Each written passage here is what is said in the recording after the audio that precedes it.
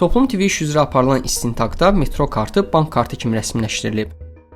Bunu oktyabrın 13-ü Bakı Ağır Cinayətlər Məhkəməsində Toplum TV-nin həm təsisçisi Ələsgər Məmmədli deyib.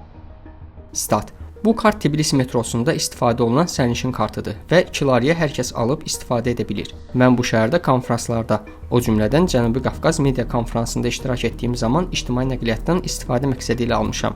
İstintaq savadsızlıq edib buna bank kartı desə də, diqqətlə baxanda arxasında metro sxeminin yer aldığını aydın görmək mümkündür. Yəni istintaq sübutu saxtalaşdıraraq metro kartına bank kartı deyərək məni saxta sübutla təqsirləndirib. Statın sonu. Ələsgər Məmmədlinin sözlərinə görə istintaqın maddi sübut kimi sənədləşdirdiyi bank kartlarından birinin istifadə müddəti isə 27 il əvvəl bitib.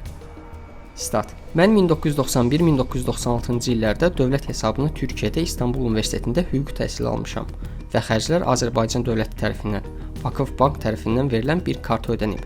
Aylıq təqaüdümə aldığım bu kartı yadigar saxlamışam və onun istifadəsi 27 il öncə bitib. İstintaqın bu kartı sübut kimi işə daxil etməsi ilin zarafatı ola bilər. Statın sonu. Ardınca çıxış edən Demokratik Təşəbbüslər İnstitutunun əməkdaşı Ramil Babayev evində aparılan axtarışdan danışıb. O evindən tapılan pulların polis tərəfindən yerləşdirildiyini deyib. Stat: Hətta barmaq izimin düşməsi üçün pul mənə tərəf uzadıb baxmağımı istəmələri, mənim isə əllərimi geri çəkərək onu götürməkdən imtina etməyim də çəkilişə qeydə alınmışdı.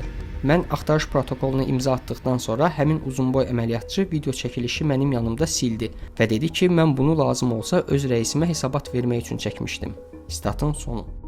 Toplum TV işi üzrə ümumilikdə 10 nəfəri cinayət işi açılıb. Onlar qaçaqmalçılıq da daxil olmaqla bir neçə maliyyə cinayətlərində ittiham olunurlar. Özləri cinayət işini qurama, həbslərini isə siyasi sifariş hesab edirlər.